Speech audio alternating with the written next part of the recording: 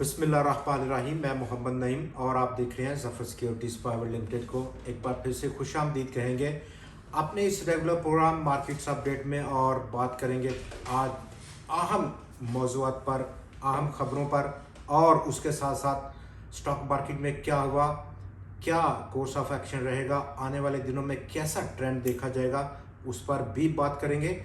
तो हमारे टॉपिक्स आज आपने देखे और टारगेट फिर से मिस हुआ। नंबर 1, नंबर 2, फंड को यानी कि आईएमएफ को तशवीश लाक हो गई है, और उस दरमियान जबकि इस वक्त बहुत क्रिटिकल मुज़ाकरात हो रहे हैं, बहुत तशवीश का इजहार फंड की जानब से किया गया। नंबर 3 पर हमारा जो टॉपिक्स है हिट एंड डाउन। तो दोस्तों आज का हम आगाज़ करते हैं फ़िलहाल आज की मार्केट की कारकर्दगी पर और आने वाला क्या ट्रेंड रहेगा। ख़ास तौर पर कल जो बिहेवियर देखा गया, 800 से ज़्यादा पॉइंट्स का इजाफा, और हमारी जो तवक्कुआत थी कि मार्केट बहुत ज़्यादा ओवर रिएक्ट कर गई है, चूँकि बाइंग पैनिक थी और बहुत हद से ज़्यादा बढ़ गई। 800 पॉइंट्स कोई तुक नहीं बन रहा था कि इतना फ़ौरन रिएक्ट कर जाए। कोई ऐसी कोई कोई इतनी बड़ी डेवलपमेंट्स नहीं हुई। तमाम इक़दामात इस वक्त जो उठाए जा रहे हैं पाकिस्तान में इंटरनेशनल मॉनेटरी फ़ंड के साथ जो मुज़ाकरात हैं, और उसके नतीजे में जो पाकिस्तान शराइत मानेगा वो हाई इन्फ्लेशन होंगे। और आपने देखा आज जनवरी का जो डाटा है इन्फ्लेशन का, वो 27.6% का रहा, और पिछले मुकाबले में जहां पर 24.5% का रेट था दिसंबर में। ओवरऑल इन्फ्लेशन की एवरेज अगर हम ले जुलाई टू जनवरी 7 महीनों की, वो बन गई है 25.41% की, बहुत हायर साइड पर है। और आने वाले दिनों में ये जो इक़दामात हैं इनका इम्पैक्ट ऐड होगा। मार्केट में आज जो आगाज़ हुआ तो 78-79 पॉइंट्स की गैप अप ओपनिंग के साथ किया 100 इंडेक्स ने, लेकिन ये गैप अप ओपनिंग बहुत ज़्यादा देर नहीं चली। इवेंचुअली 100 इंडेक्स ने 314 पॉइंट्स को ज़रूर ऐड किया इंट्राडे। 40,985 पॉइंट्स का हाई पोस्ट किया, बहुत दूर रहा वो लेवल जो कि हमारा रेजिस्टेंस लेवल था 41,327 पॉइंट्स की सतह का। बहुत बड़ा मार्जिन था दूरी का, और इवेंचुअली डाउन आया, लेकिन टाइट रेंज रही। आज टोटल आज 100 इंडेक्स ने जो मूव किया है 300 लगभग 74 पॉइंट्स की पूरे दिन की रेंज रही। कल के मुकाबले बहुत टाइट रेंज है। लोअर साइड पर अगर हम देखें तो 100 इंडेक्स ने लो बनाया 40,611 का, और जो उसकी क्लोजिंग है बिल्कुल उसके दरवाजे के ऊपर है जो उसका लो है। यानी कि कल का अगर हम सेशन देखें तो कल में हमारी जो तवक्कुआत हैं ज़फ़र सिक्योरिटीज़ की, 100 इंडेक्स में थोड़ा दबाव महसूस होगा, दबाव महसूस करेगा, प्रेशर देखा जाएगा लोअर साइड पर। और लोअर साइड पर कहाँ कहाँ क्या क्या सपोर्ट्स हैं उस पर बात करते हैं। पहला इब्तदाई सपोर्ट 40,511 पॉइंट्स की सतह, और उसके अगला जो सपोर्ट है 40,278 पॉइंट्स की सतह पर मौजूद है। और इस वक्त ओवरऑल जो हमारी तवक्कुआत हैं, कतई नज़र इसके कि जो बाइंग और जो पैनिक का एक फेज़ आता है किसी किसी दिन, उससे हटकर 100 इंडेक्स थोड़ा कंसोलिडेट करता नज़र आएगा आने वाले दिनों में। लोअर साइड पर यही जो 40,278 का एक अच्छा सपोर्ट लेवल है, जबकि इब्तदाई 40,511 पॉइंट्स की सतह का फेस यही रहेगा कंसोलिडेशन का। थोड़ा आराम करेगा 100 इंडेक्स। रिजल्ट सीज़न भी इस वक्त पीक पर होने वो वाला है। आने वाले दिनों में हम देखेंगे टॉप पाकिस्तान की जो कंपनीज हैं वो अपने फाइनेंशियल रिज़ल्ट को अनाउंस करेंगी, और काफ़ी गहमा गहमी रहती है इस हवाले से। रिज़ल्ट की अनाउंसमेंट से के पहले जैसे ही कंपनी डेट अनाउंस करती है रिज़ल्ट की कि इस डेट को मेरा रिज़ल्ट है, तो उससे पहले हम देखते हैं स्टॉक में काफ़ी एक्टिविटी होती है। लेकिन दूसरी तरफ बहुत ज़रूरी है ये बात याद रखना कि जैसे ही रिज़ल्ट अनाउंस होता है किसी भी बड़ी कंपनी का, फाइनेंशियली साउंड कंपनी का, और बहुत अच्छा रिज़ल्ट होता है, बड़ा पे आउट होता है, लेकिन वहाँ पर जो मार्केट में रिएक्शन होता है इस अच्छी अनाउंसमेंट का वो नेगेटिव होता है। चूँकि मार्केट उससे पहले काफ़ी ज़्यादा रिएक्ट कर चुकी है इसी एक्सपेक्टेशंस पर, रिज़ल्ट अच्छे और पे आउट के हवाले से। तो अगर तो आप शॉर्ट टर्म की इन्वेस्टमेंट में हैं तो पे आउट को आप थोड़ा रोक सकें, यानी कि उसको उसमें ना पड़े पे आउट के चक्कर में, प्रॉफिट टेकिंग कीजिए। जैसे ही अनाउंस होता है रिजल्ट, दोबारा नीचे माल मिलेगा, दोबारा रीबाई करें और दोबारा एक शॉर्ट रिकवरी के चांसेस हैं तमाम उन स्टॉक्स में जो कि फाइनेंशियली अच्छी पे आउट की हामल कंपनीज हैं।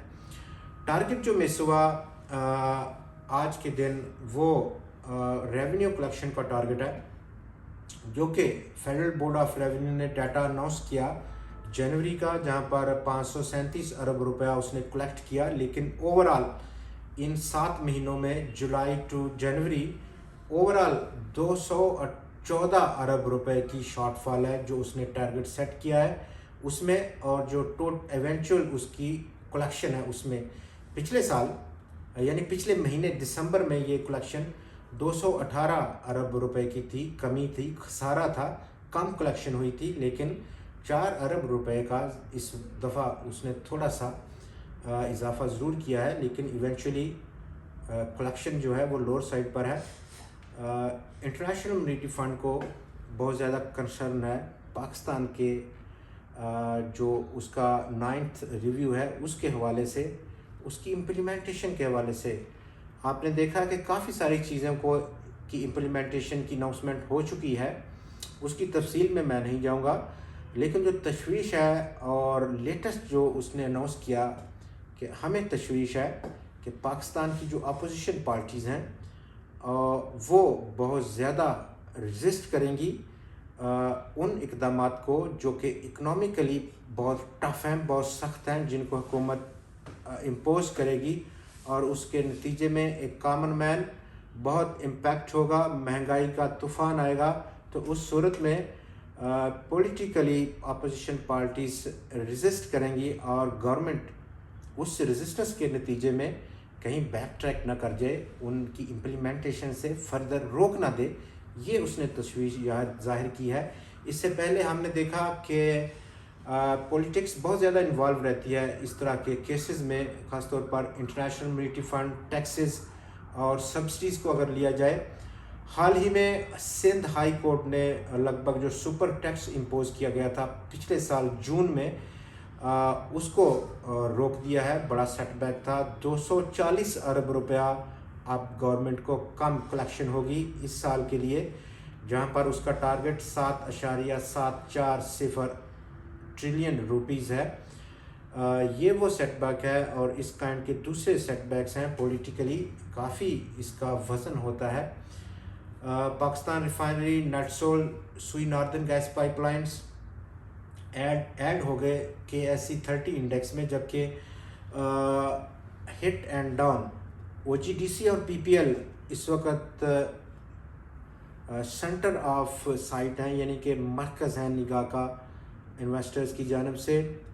आज भी OGDC ने ख़ासतौर पर 89 से ऊपर ट्रेड किया, लेकिन इवेंचुअली क्लोजिंग उसकी लोअर साइड पर हुई, माइनस बंद हुआ। तो बहुत सारे हमारे दोस्त आज ये बात करते हुए नजर आए कि क्या ख़रीदना चाहिए। अगर जिन्होंने अभी अभी ख़रीदा है, चूँकि पिछले चंद दिनों से यही रेंज स्टॉक की हो रही है और ये फेस एक डिस्ट्रीब्यूशन फेस है। शॉर्ट टर्म में अगर हम बात करें 89 to 90 रुपये का लेवल एक डिस्ट्रीब्यूशन फेस है, बहुत रेजिस्टेंस है। और दो तरह की आपको कोर्स ऑफ एक्शन चाहिए, या तो आप वेट करें, नई खरीदारी यहाँ पर मत करें। 90 रुपये या 90 रुपये से ऊपर स्टॉक ब्रेकआउट करता है तो आप इसमें नई खरीदारी कर सकते हैं 90 रुपये को स्टॉप लॉस बनाते हुए, और उससे अगला फिर टारगेट तकरीबन 100 से 103 रुपये की सतह पर हो सकता है। लोअर साइड पर अगर हम इसको थोड़ा करेक्शन स्टॉक ले तो नीचे कहाँ पर सपोर्ट रहेगा, तकरीबन 81 से 79 रुपये की सतह पर नीचे लोअर साइड पर आप ख़रीदारी कर सकते हैं। तो ये वो दो ऑप्शंस हैं जो कि एक्सरसाइज करने में काफ़ी फ़ायदेमंद रह सकते हैं। दूसरी तरफ पाकिस्तान पेट्रोलियम को अगर हम लें तो अभी ख़रीदारी नहीं बनती जब तक स्टॉक 83 रुपये को ऊपर तोड़ ना जाए रेजिस्टेंस को, और उसके बाद तकरीबन 96 से 97 रुपये का टारगेट हो सकता है। यही लेवल जो कि ब्रेकआउट करेगा वो एक सपोर्ट लेवल या यूं कहें स्टॉप लॉस हो सकता है। जबकि दूसरा जो ऑप्शन है वो ये है कि स्टॉक यहाँ से डिप ले, करेक्शन ले और उस सपोर्ट पर जो कि 69 से 70 रुपये की है वहाँ तक इंतज़ार किया जाए। इन दोनों सूरत में जो रिस्क है बेसिकली उसको कंट्रोल करना मकसूद है। तो ये यहाँ पर स्ट्रेटजीज अपनानी चाहिए इन दोनों स्टॉक्स में। कल फिर आपसे मुलाकात होगी नई खबरों और नए तज्जियात के साथ। तब तक के लिए हमें इजाज़त दें। खुदा हाफिज़।